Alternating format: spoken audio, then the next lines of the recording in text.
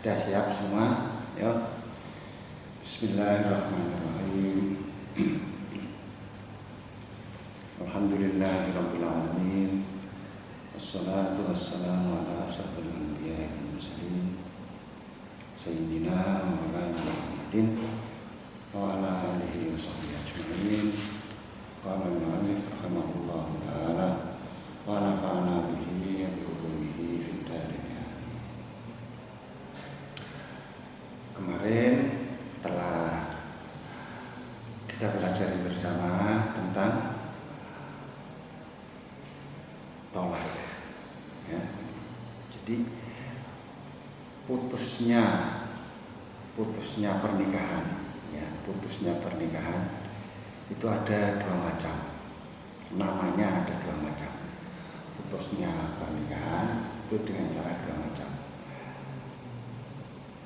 Satu disebut talak, dua disebut fasah, ya. Jadi bisanya perceraian, bisanya pernikahan itu bisa disebut talak, ada kalanya tolak dan ada kalanya fasah. Sedangkan tolak itu kemarin sudah jelas ada 4 macam. Tolak al-mahud, khulu, terus furqah li'an, furqatul hakamain. 4, ya. Adapun fasah itu banyak sekali, ya. Ada kalanya karena tidak mampu membayar mahar, tidak mampu memberi nafkah, karena li'an ini fasah, tidak termasuk tolak, ya. Karena ada cacat dan lain sebagainya yang kemarin sudah komplit semua itu namanya fasah. Adapun bahasa atau kata yang dipakai di dalam tolak itu macamnya ada, disebut tolak dari segi kata yang dipakai itu ada 2 macam, yaitu sharih dan kinayah. Jadi dari segi bahasa yang dipakai tolak, dari segi bahasa yang dipakai itu ada 2 macam. Ada tolak disebut tolak yang sharih, kemudian tolak yang kinayah. Sharih seperti pakai kata tolak, firaq, sarah, ya, terus khulu dan na'am. Apabila na'am itu jawaban dari orang yang ingin meyakinkan bahwa kamu telah menjadi istri kamu, ya. Kemudian yang kedua adalah kinayah. Tolak kinayah itu gimana? Memakai kata yang bisa diartikan tolak dan bisa diartikan selain tolak. Seperti kata anta khaliyah, anta bariyah, kamu bebas. Bebas itu bisa berarti bebas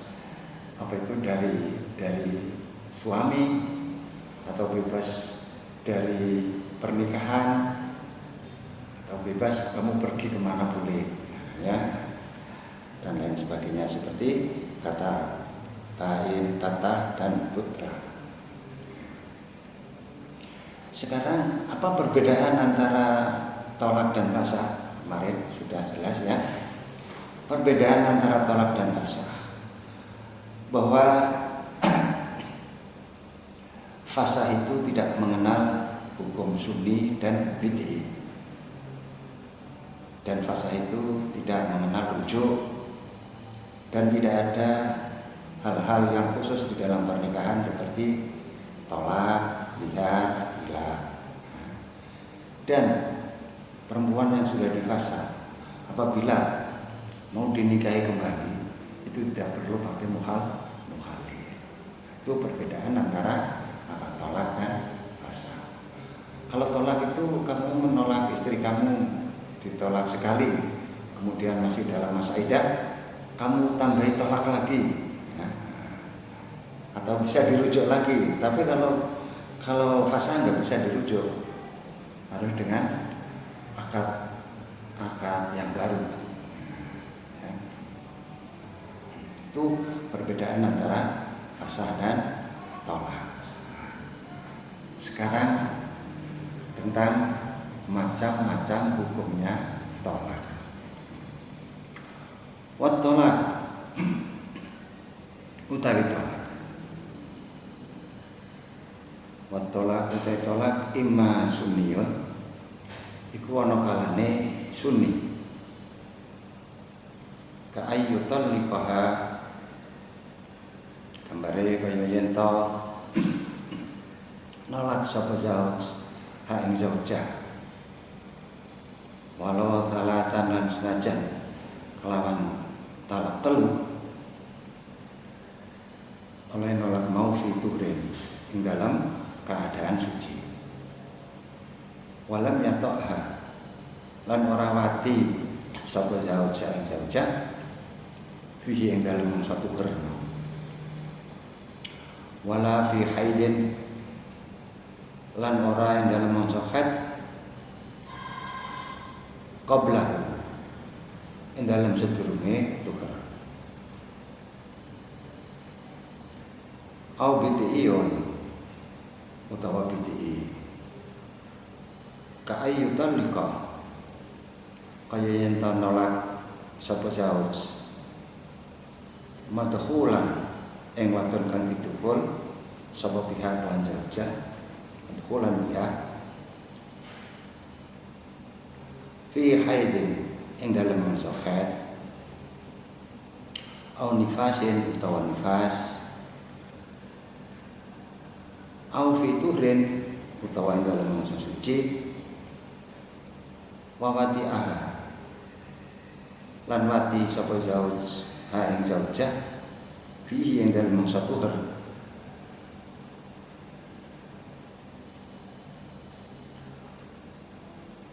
Walam yadhar, lan ora jelas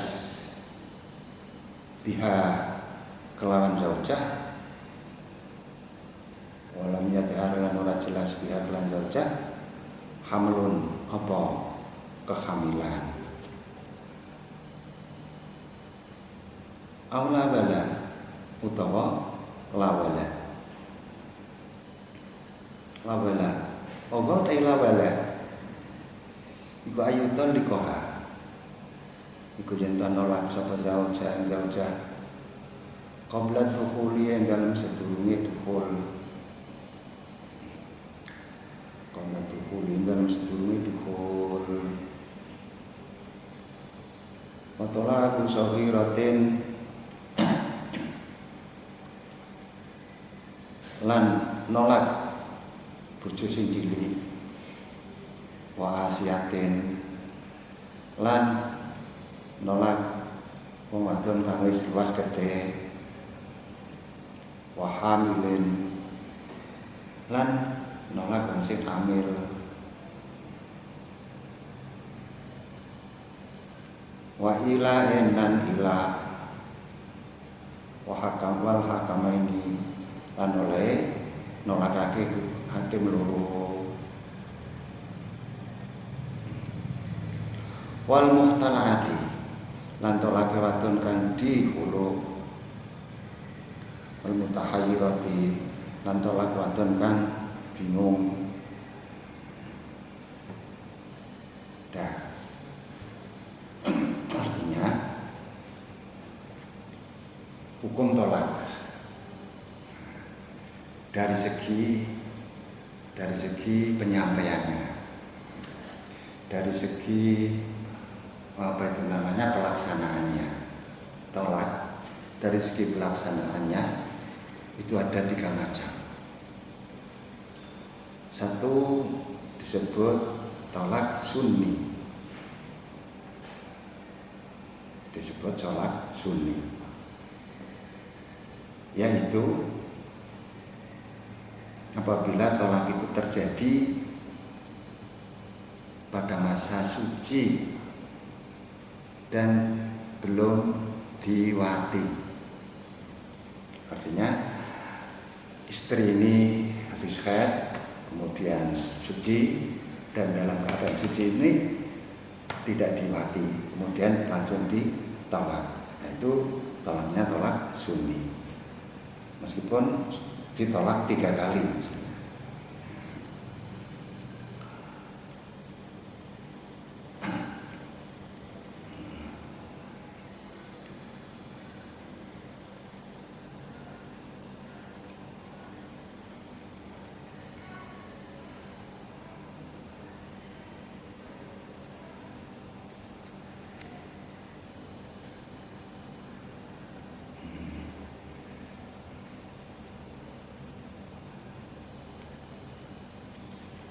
Dan tidak jatuh pada akhir haidnya. Nah, misalnya pada masa haid sebelum suci ya,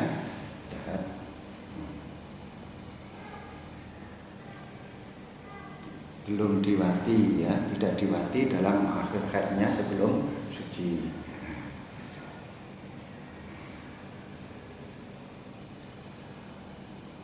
Jadi tolak sunni adalah tolak yang dilaksanakan ketika istri dalam keadaan suci dan belum diwati, atau haid yang belum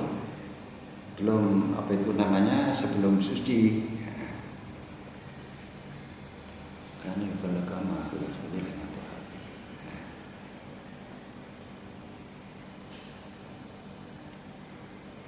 akhir haid fi haidin qabla sebelum suci. Itu juga disebut tolak sunni. Kemudian yang kedua adalah tolak bid'i. Tolak bid'i adalah menolak istrinya yang telah didukhul atau dalam keadaan haid, keadaan nifas, atau dalam keadaan suci tapi setelah diwati. Setelah diwati itu namanya tolak bid'i. Yang ketiga adalah tolak lawala. Artinya lawala ini tidak sunni ya tidak bid'i. Ya tidak sunni, tidak bid'i. Ini yang ketiga, yaitu menolak istrinya sebelum dukhul, atau istrinya yang masih kecil secara otomatis ini karena belum didukhul. Kalau belum didukhul ini perempuan yang sudah dewasa. Kalau anak kecil jelas belum ada hal itu. Kemudian perempuan yang sudah menopause ya, yang sudah tidak haid lagi, kemudian perempuan yang sudah hamil, kemudian ila, terus tolaknya 2 hakim itu juga lawala, terus tolak orang yang dikhulu, terus mutahazirah ya, itu semua hukumnya lawala. Itu sudah 3 ya, sunni, bid'i, karo lawala.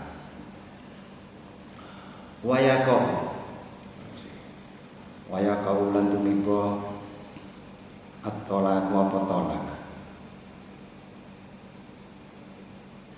munjizan khalil lestari wa mu'allaqan lan apa iku jenenge tergantung. Mu'allaqan lan digantungake. Waman utawi wong Qadara kang kuasa sapa man ala ta'liqin ing atase gantungake tolak, Qadara mongko mampu utawa kuasa sapa ala tanjizin ing atase nglestarekake ghaliban ing dalem kaprahe. Amin ghairihi lan iku setengah saking liyane man qadara al-khaidu utawi wong sing khair. Fa inna zaujaha mongko satemene bojo lanange khair ya kediru iku mampu sapa zauj ala ta'liqi talaqiha ing atase nggantungake tolake zaujah sunniyan hale rupa tolak sunni wala yakdiru lan ora mampu sapa zauj ala tanjizihi ing atase nglestarekake tolak kadhalika hale kaya mengkono-mengkono sunni. Waman utawi wong bihi kang iku tetep lawan man rikon utawi sifat budak fa innahu mongko satemene man yakdiru iku mampu sapa man ala ta'liqi salati talaqatin ing atase nggantungake telung tolakan bi'itqihi kelawan kemerdekaane man wala yakdiru lan ora mampu sapa man bihirikon mau ala tanjiziha ing atase nglestarekake salah talaqat.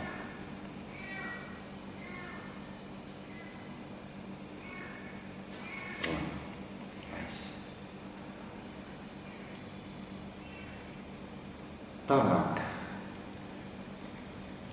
itu bisa dilaksanakan secara langsung atau disandarkan pada sesuatu. Mu'allaq disandarkan pada satu sifat. Misalnya seperti gini, yang mu'allaq itu kalau yang langsung kan nanti talikun, itu namanya langsung. Tapi kalau mu'allaq, kalau kamu masuk ke WC hari ini misalnya, maka kamu akan saya tolak. Maka kamu adalah orang yang ditolak. Itu namanya menggantungkan tolak pada sesuatu, yaitu masuk ke WC misalnya. Atau kalau kamu keluar rumah hari ini, maka kamu ketolak. Itu namanya mu'allaq. Ya. Jadi munjiz karo mu'allaq. Nah, suami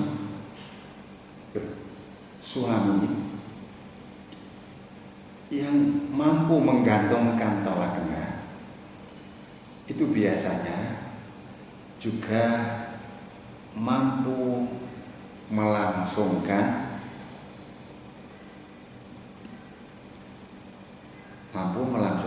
nikahnya. Suami yang mampu menggantungkan atau menyandarkan apa itu namanya tolaknya, itu juga mampu melaksanakan tolaknya secara langsung. Biasanya korban itu ya, kaprae begitu. Biasanya begitu.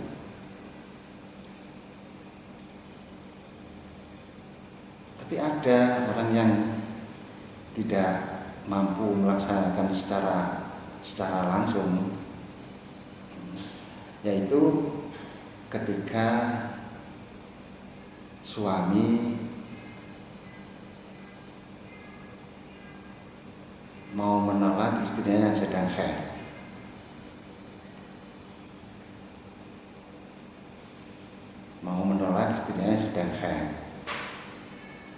Suami mampu menyandarkan tolaknya, disandarkan dengan apa itu namanya, dengan kesuciannya secara sunni, ya kan? Tetapi dia tidak mampu melaksanakan tolak langsung secara sunni juga. Karena suami yang mencerai istrinya dalam keadaan haid itu disebut bid'i. Tetapi ketika dalam keadaan haid, suami bilang, nanti kalau kamu sudah suci, kamu ketalak. Nah, ini namanya tolaknya mu'alaq dengan apa? Dan kesuciannya zaujah. Maka ini namanya bisa menggantungkan secara sunni, tapi tidak bisa melangsungkan secara sunni juga. Itu yang sehat. Begitu juga seorang budak misalnya. Seorang budak itu mampu menggantungkan atau menyadarkan 3 talaknya dengan kemerdekaannya, tapi dia tidak bisa melangsungkan talak 3 secara lestari, secara langsung. Karena apa? Karena budak itu hanya mempunyai talak 2. Tapi kalau disadarkan nanti kalau saya merdeka, kamu tak tolak 3. Karena setelah dia merdeka, dia punya hak tolak 3. Itu bisa. Man allaqa talaqan bi sifatin waqa'a bi wujudiha illa fima idza waqa'a talaq wa sifat wa haduma fi ghairi nikahin wa fi nikahin akhar wallahu a'lam bishawab. Sampai di sini dulu. Insyaallah kita teruskan. Assalamualaikum